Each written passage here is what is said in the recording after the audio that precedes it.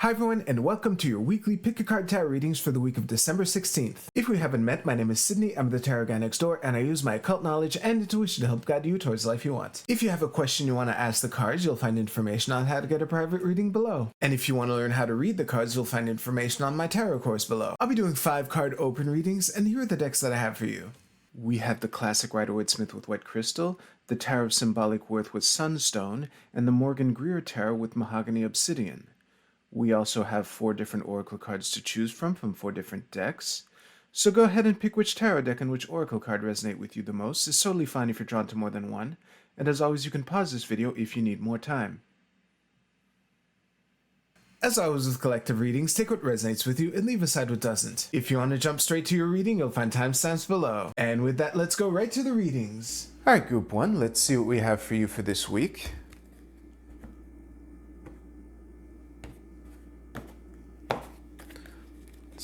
See how the pyramid placement is. Oh yeah, like that. Ooh, that's really nice. Let's see.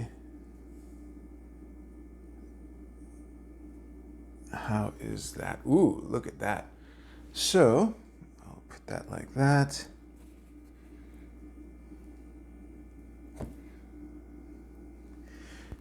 Excellent. I'll see you right now. Group 1, I actually don't have much to say to you at all, but it's all for awesome reasons, as is probably evident just by the cards that are here. When the only reverse card in the entire thing is the Knight of Swords, it's pretty clear that it's a warning to just slow down a little to begin whatever new chapter or turn in whatever story that is unfolding for you. And I think that the reason behind the invitation to slow down just for this little moment is all the duality that is implied throughout this entire thing. The most subtle form, I would say, is the scales of justice here. But we have the black and white Sphinx for the Chariot. We have literally a number 2 for the High Priestess, but I was talking about the Boaz and Hakim, these 2 pillars here. We have the Deuce of the 2 of Coins at the bottom of your cross. So this is, it's like a big aha moment for something that you're kind of fitting into the bigger picture. And when you are trying to fit something new into a system that is working, or at least for now, yeah, there is an adjustment period that is required for that. It kind of comes with the territory, and slowing down in order to better make those evaluations, it's what is prescribed, and I think it's pretty obvious why. So yeah, it's looking like you're in a good position to take the leap. It's looking like you're you know, in a position to fly, not fall, but just slow down to integrate this new thing so that, you know, the shiny new toy doesn't break something that you actually need, that kind of facilitated you getting that shiny new toy in the first place. If you like this reading, please give this video a like, and you can use the timestamps in the description below to jump to your oracle card reading. I'll see you there.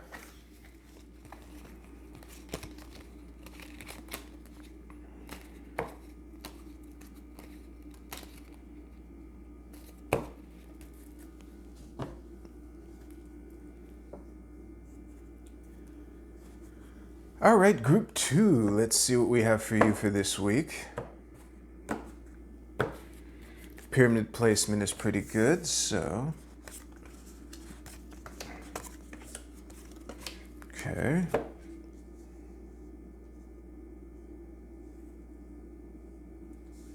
This should be decent.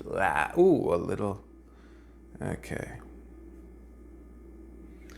That's, listen, adjusting this a second time would not be worth everyone's time.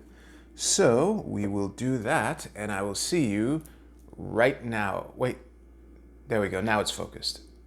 Group 2, the vibe of this is integrating a bunch of things in order to bring something to completion with the 10 of Wands over here.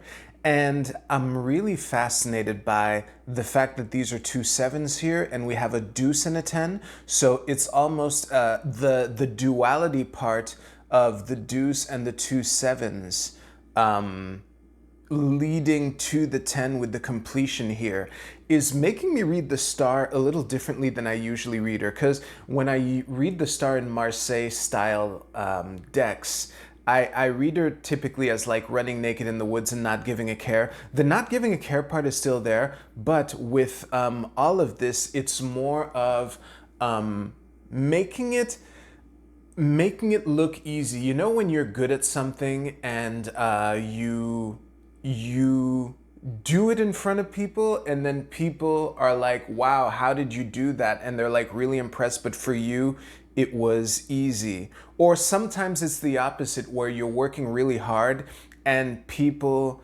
come to you and say that you made it look easy. That kind of nonchalant, calm integration. I'm also struck by the fact that the only water in this is, on the high priestess. So we have wands, we have swords, we have coins. We don't have any cups, but we have the jugs represented in this card, almost as if you, at the middle of all this, is you are the missing ingredient to integrate all this, as if it was the perfect job for you, and yeah. Honestly, the hangman here at the bottom of the deck has been silently nodding throughout all of this, so I don't really have anything to say about him because he's everywhere here. And I've been speaking about what he adds to the conversation has been a part of this reading, this whole time. So yeah, I would take this as a week to be your calm, confident self, and just remember that when things don't look like they fit together, that might be because they haven't asked you yet. Or maybe you might be assuming that things don't fit together when they do because there's something unique to you that can make them fit together. That's kind of the vibe here. So if you like this reading, please give this video a like, and you can use the timestamps in the description below to jump to your Oracle card reading. I'll see you there.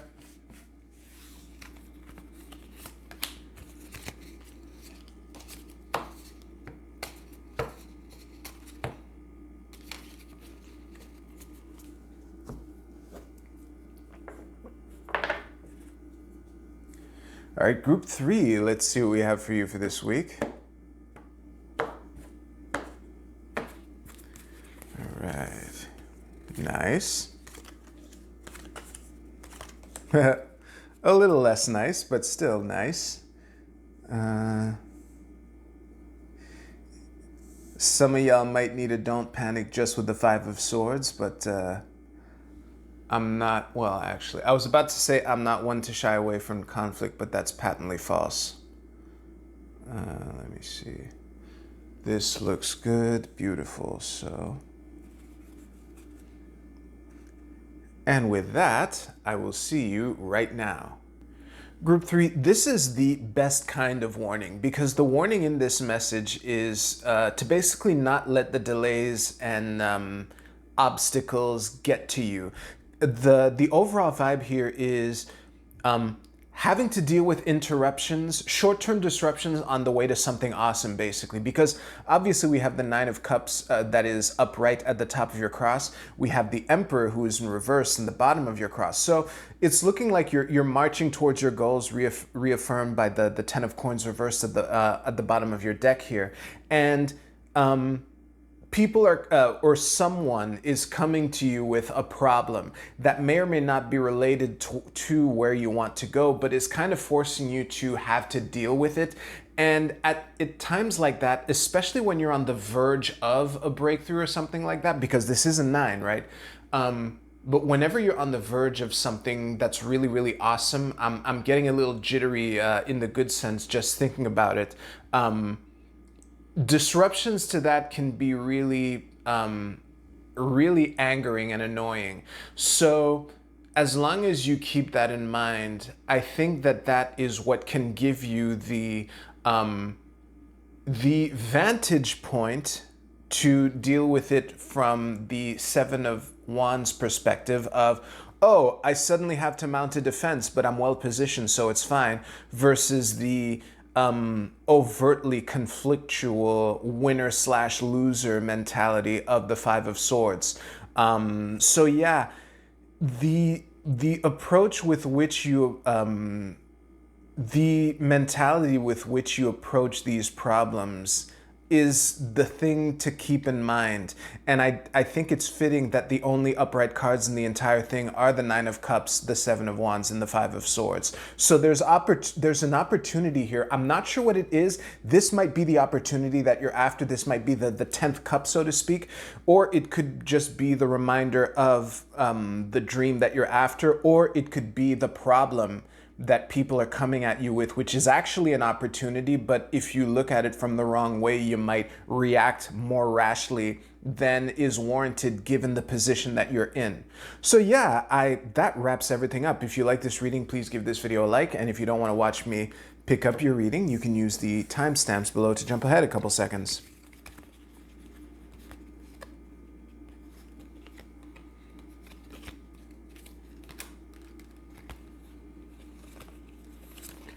Maybe more than a couple seconds.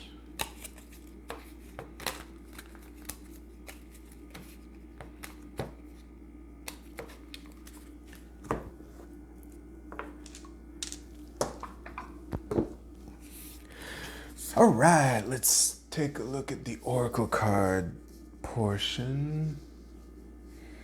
This should be pretty decent. Something like that. That works. All right, Group A, your card is Deliverance. This is I Ching hexagram number 40.